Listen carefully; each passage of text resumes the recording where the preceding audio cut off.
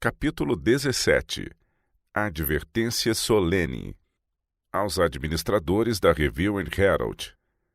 Queridos irmãos, o desígnio de Deus no estabelecimento da editora em Battle Creek era que dela brilhasse uma luz como de uma lâmpada. Isso é o que tem sido apresentado aos administradores. Vez após outra se tem repetido a eles sobre a santidade do escritório de publicações de Deus e da importância de manter sua pureza. Mas eles perderam a verdadeira compreensão e se uniram com as forças do inimigo, consentindo com a impressão de documentos e livros que continham os erros mais perigosos que podem ser trazidos à existência. Eles têm fracassado em perceber as influências más de tais sentimentos errôneos sobre digitadores, revisores e todos os outros que se ocuparam da impressão de tais textos. Estão espiritualmente adormecidos. Por intermédio de alguns dos trabalhos externos trazidos a essa instituição, a ciência de Satanás está sendo apresentada à mente dos obreiros. A publicação de tais assuntos é uma desonra a Deus. Isso deteriora a mente dos obreiros. Os administradores concordaram em imprimir por um preço bem baixo. Qualquer lucro teria sido perda mesmo se um valor muito mais alto houvesse sido pedido pelo trabalho. Recebi uma carta do irmão Daniels relativa à adição de outro edifício para o escritório da Review and Herald. A resposta que apresento é não, não, não. Em vez de ampliar os edifícios já erguidos, limpem o escritório do lixo de origem satânica e vocês ganharão espaço em todos os sentidos. Deus não está contente com o estado congestionado de coisas em Battle Creek. Se os trabalhadores fossem divididos e prédios construídos em outros lugares, Deus estaria mais satisfeito e o estandarte da verdade teria sido plantado em regiões que nunca ouviram a mensagem. Antes de acrescentarem outro edifício ao escritório de Battle Creek, façam a devida restituição ao campo sulista. Isso ainda não foi feito como deveria. Cada passo está sendo apressado. Os $5.000 que seriam usados para acrescentar prédios à Review and Herald deveriam ser investidos agora no trabalho em outros lugares, onde o Evangelho da Verdade não está sendo ainda pregado. Sinto um terror de alma quando vejo a que ponto chegou nossa casa publicadora. As impressoras na instituição de Deus estão imprimindo as teorias destruidoras da alma apresentadas pelo romanismo e outros mistérios da iniquidade. O escritório deve ser purificado desse objetável assunto. Tenho um testemunho de Deus para os que colocaram tal assunto nas mãos dos obreiros. Deus os considera responsáveis por apresentarem a homens e mulheres o fruto da árvore proibida do conhecimento. Será possível que vocês não sabem das advertências dadas à Pacific Press quanto a esse assunto? Será possível que, com o conhecimento dessas advertências, vocês estejam indo pelo mesmo caminho, mas fazendo ainda muito pior? Tem-se repetido frequentemente a vocês que anjos de Deus estão presentes em todas as partes da editora. Que impressão deixou isso na mente de vocês? Vocês colocaram matérias que contêm os sentimentos de Satanás nas mãos dos obreiros, trazendo assim seus enganosos e poluidores princípios até suas mentes. O Senhor olha para essa ação da parte de vocês como uma ajuda a Satanás, quanto a preparar suas armadilhas para apanhar as pessoas. Deus não considerará como inocentes os que estão fazendo tal coisa. Ele tem uma controvérsia com os administradores da editora. Tenho até medo de abrir a review, temendo ver que Deus tenha purificado a editora pelo fogo.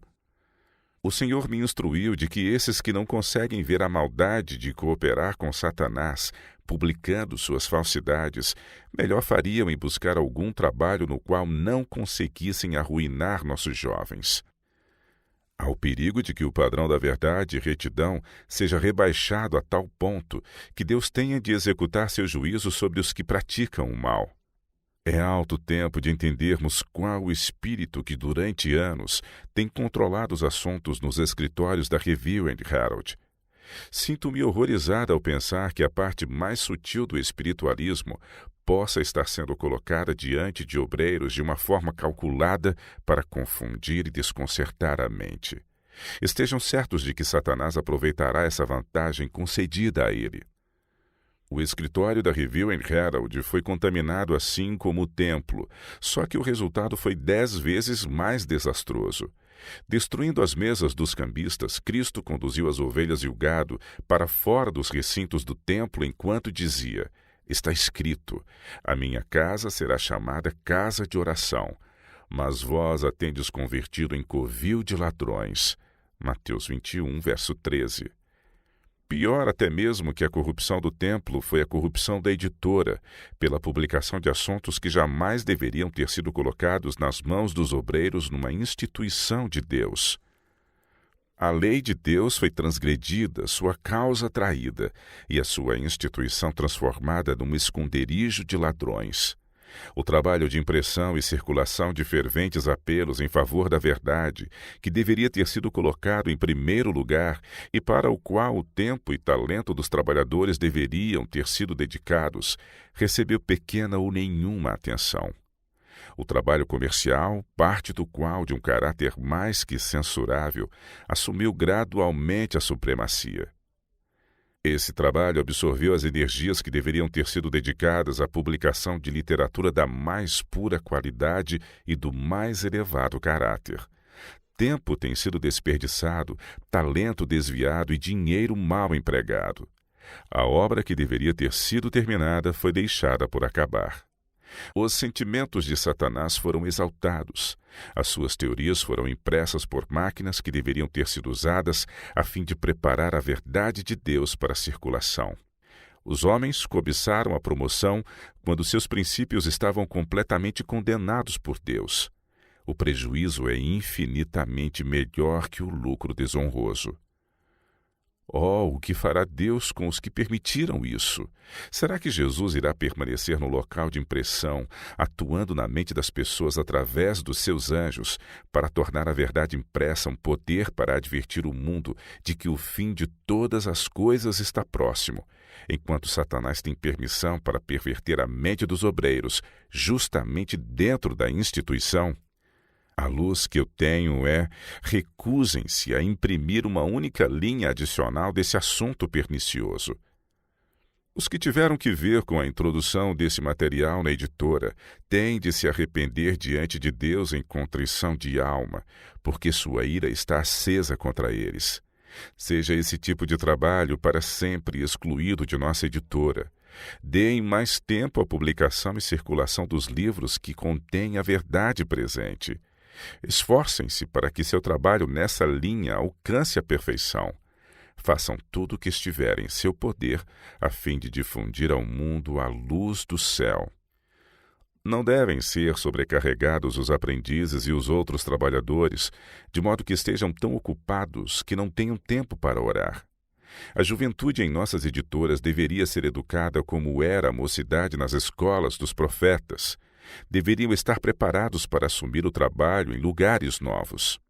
Se os homens que ouviram a mensagem apresentada na ocasião da Assembleia, a mensagem mais solene que se poderia receber, não se tivessem comportado como tão difíceis de serem impressionados, se em sinceridade tivessem perguntado: Senhor, que farei? Atos dos Apóstolos 22:10. A experiência do último ano teria sido muito diferente do que foi. Mas eles não deixaram um rastro limpo atrás de si. Não confessaram seus enganos, e agora estão entrando pelos mesmos maus caminhos em muitos aspectos, seguindo o mesmo curso errado de ação, porque destruíram sua visão espiritual. A mensagem do terceiro anjo deve preparar um povo para estar em pé nestes dias de perigo. Será proclamada com alta voz e deverá realizar um trabalho do qual poucos se dão conta. João escreve: E vi outro anjo voar pelo meio do céu, e tinha o evangelho eterno para o proclamar aos que habitam sobre a terra, e a toda a nação, e tribo, e língua, e povo, dizendo com grande voz: Temei a Deus e dai-lhe glória, porque vinda é a hora do seu juízo. E adorai aquele que fez o céu, e a terra, e o mar, e as fontes das águas. E outro anjo seguiu, dizendo: Caiu, caiu Babilônia, aquela grande cidade que a todas as nações deu a beber do vinho da ira da sua prostituição. Apocalipse capítulo 14, versos de 6 a 8. Como isso é realizado? Forçando os homens a aceitarem um sábado falso. No 31º capítulo de Êxodo, é-nos dito claramente qual dia é o sábado sagrado de Deus. A guarda do sábado é declarada ser um sinal de lealdade por parte do povo de Deus. Deus quer dizer exatamente o que diz. O homem se interpôs entre Deus e as pessoas, e o Senhor enviou o terceiro anjo com a mensagem. E o seguiu o terceiro anjo, dizendo com grande voz: se alguém adorar a besta e a sua imagem, e receber o sinal na testa ou na mão, também o tal beberá do vinho da ira de Deus, que se deitou não misturado no cálice da sua ira. Se alguém adorar a besta e a sua imagem, e receber o sinal na testa ou na mão, também o tal beberá do vinho da ira de Deus, que se deitou não misturado no cálice da sua ira, e será atormentado com fogo e enxofre diante dos santos anjos e diante do Cordeiro. Apocalipse capítulo 14, versos 9 e 10. O povo de Deus deve guardar seus mandamentos, descartando toda prática mundana. Além de adotar os corretos princípios de ação, deve reverenciar tais princípios, pois são de origem celestial. A obediência a Deus é mais importante para nós do que prata ou ouro. Comungar com Cristo, aprender de sua mansidão e humildade, pode abreviar muitos conflitos, pois quando o inimigo vier com uma inundação, o Espírito do Senhor erguerá uma barreira contra ele. Dirijo-me àqueles que aceitaram cargos de confiança na editora, assumindo a responsabilidade de ver que os obreiros recebam a educação correta. Busquem compreender a importância de seu trabalho. Esses que mostram por suas ações que não fazem qualquer esforço para distinguir entre o sagrado e o profano, devem saber que, a menos que se arrependam, os juízos de Deus cairão sobre eles. Esses juízos talvez demorem, mas virão. Se pelo fato de sua mente não ser clara e elevada, vocês apresentarem suas ideias erradas a outras pessoas, Deus pedirá contas a vocês. Perguntará por que vocês fizeram o trabalho do diabo quando se esperava que estivessem fazendo uma boa obra para o Mestre. No grande dia do ajuste de contas, o servo infiel se defrontará com o resultado de sua deslealdade. Eu lhes envio isto porque temo por vocês. Seu grupo sempre crescente de obreiros poderia ser melhor utilizado no trabalho em outros lugares. Nas horas da noite tenho falado com franqueza a vocês em suas reuniões, apresentando a verdade tal como é em Jesus.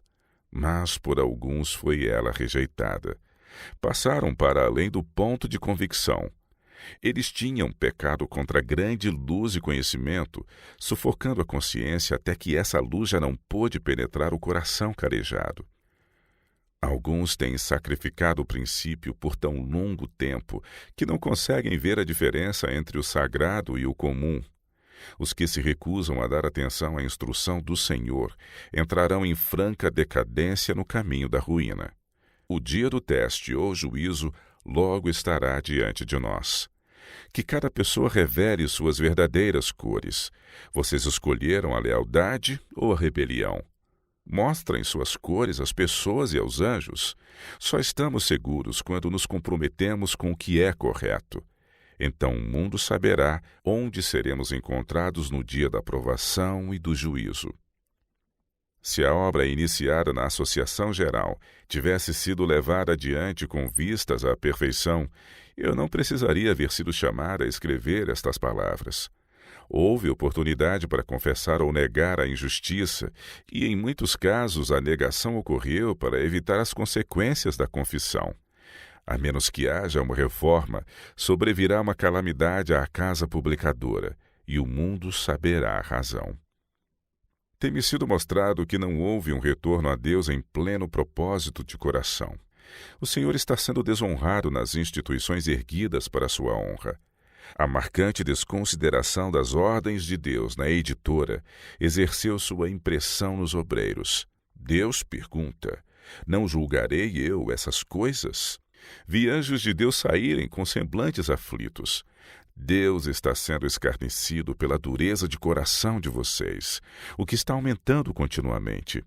De acordo com a responsabilidade de cada um, será o castigo dos que conhecem a verdade e ainda assim desconsideraram as ordens de Deus.